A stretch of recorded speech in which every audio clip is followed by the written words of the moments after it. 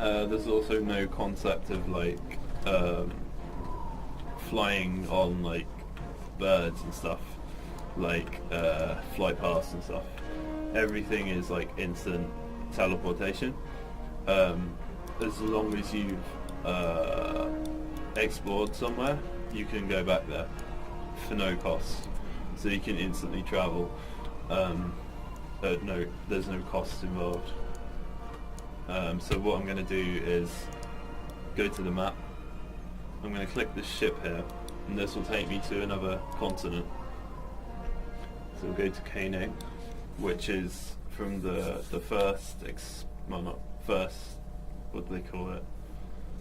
Expansion maybe? Campaign. This was added a couple years after the game released, and it's like an Asian themed landscape, and basically has a whole different map, which is as big as the first one. So yeah, that's how you travel in this game. And this is another town, so there's no combat here.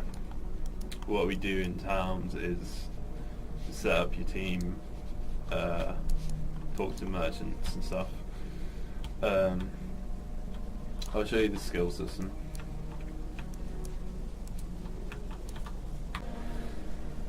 So the way this game works is pretty unique, because there's not really a limit to how many skills your character can have. Each class has a certain amount of skills, but it tends to be quite a large amount compared to other games. Certainly more than Terra. So if I press K, it brings on my skills window, and all of these subcategories contains a different type of skill. But the ones which are related to the assassin class is critical strikes, dagger mastery, deadly arts, and shadow arts. Okay, I don't necessarily have every single skill, by the way, but these are the ones that I have. So there's around, I think it's about 200 to 300 skills per class, and you can only carry 8 at a time into combat. You can also use no attributes, which are kind of not categorized, basically. The way it works is you take your skills off. What you can do is you put points into the category that you want. So these are critical strikes, for example. So I take 1 point off of critical, take a couple of points off of dagger mastery, and what that'll allow me to do is put points into shadow arts. So shadow arts is like a healing abilities. So you can get something defensive. That one's good. So this will allow me to self-heal. That will allow me to block. This is like a movement skill. So these ones here with the gold framing, they're called elite skills. So they're like your ultimate abilities. You can only have one elite skill per bar, well, per character, equipped at once.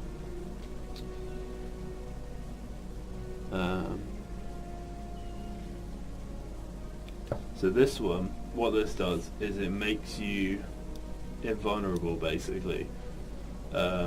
This will make you invincible, but it limits your damage. I mean, what it used to do is it would make you invincible for a certain amount of time, and then it would reduce your health to like 5 or something. It would reduce your health to like 1%.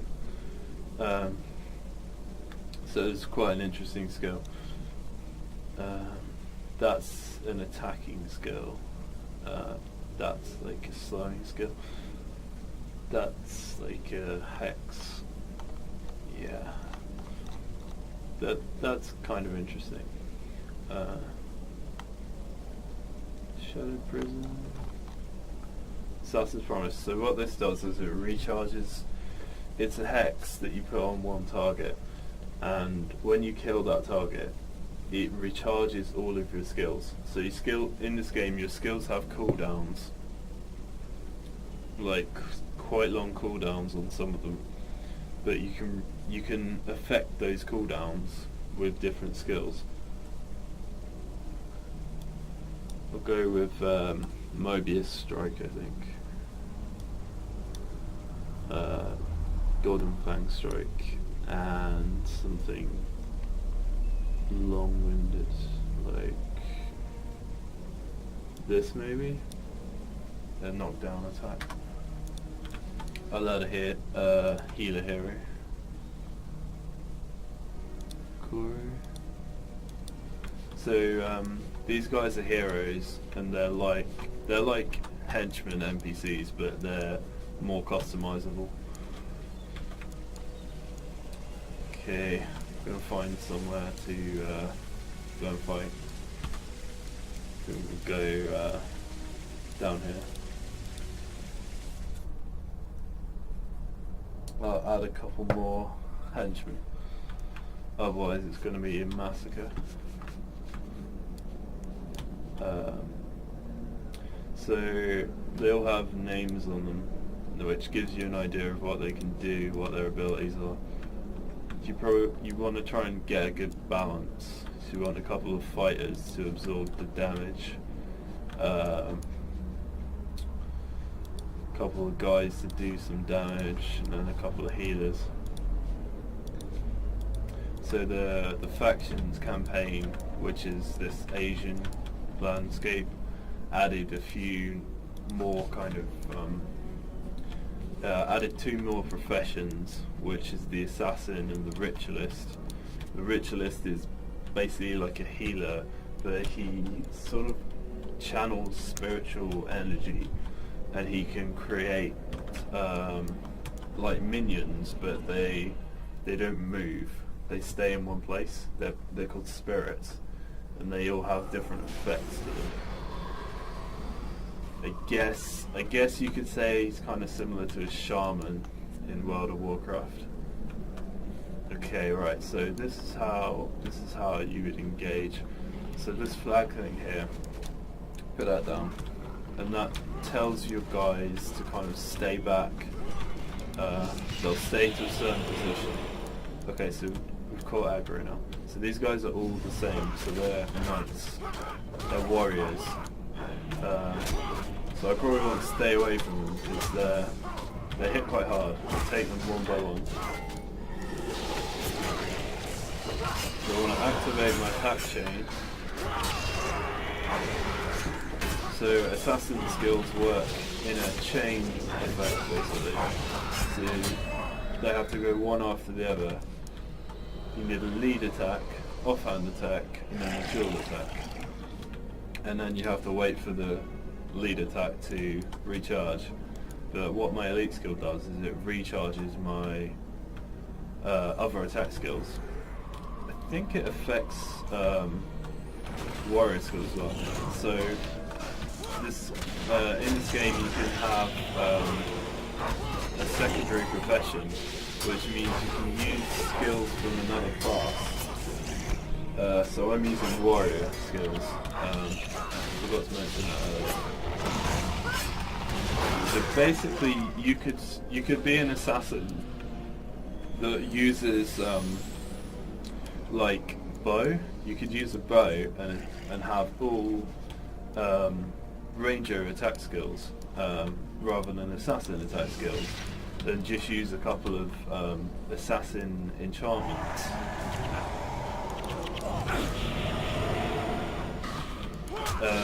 It wouldn't work with Mobius Strike because it needs to follow a dual attack, and rangers don't have dual attacks.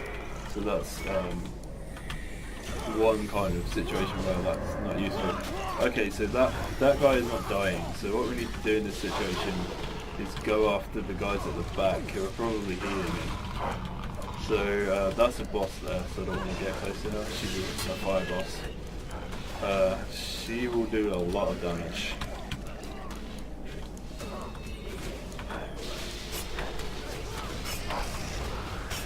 Okay, we got her. Now bosses have elite skills, and you can capture the elite skills from the bosses, and that's how you learn new elite skills. But you can't learn them from merchants, but the rest of the skills you can learn from either merchants or quests.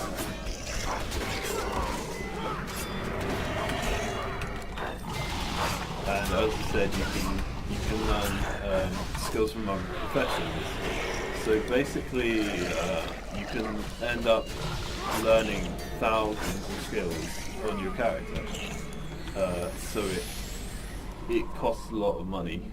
It costs a lot of gold to collect them all.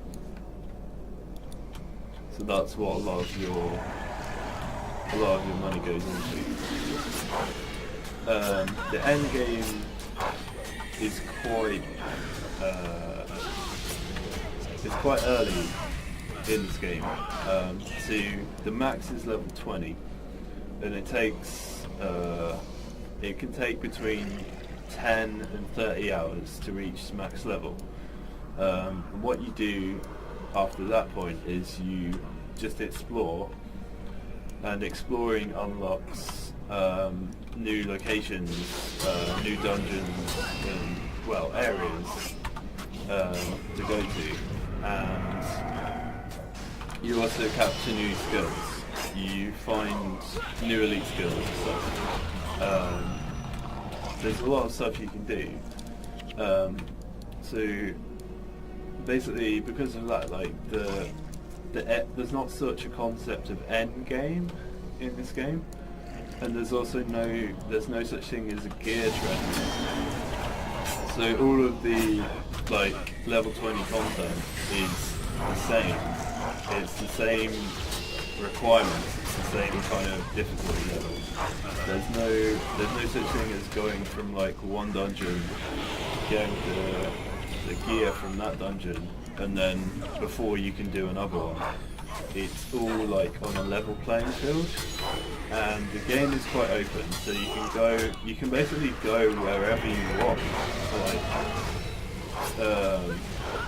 As soon as you want to. You can go wherever you want, at whatever point. The only thing stopping you is that some things are locked off, right? So to get to certain places, so you start around here in this campaign, but to get to here, for example, you've got to do a lot of stuff. You've probably got to complete the whole story. Right, so you've got to go through all the missions, travel across the continent before you can get to here. You can't just walk there. But it varies. The factions campaign is more locked down, basically. In the first game, in the first map, you could go wherever you want, right from the offset, providing you could get there. That was the thing. As long as you can get there. So what you can do is you can pay a higher level character to basically take you to the end of the game, and then you could pay them to power level you. So basically you could get the level to max level very quickly by doing that.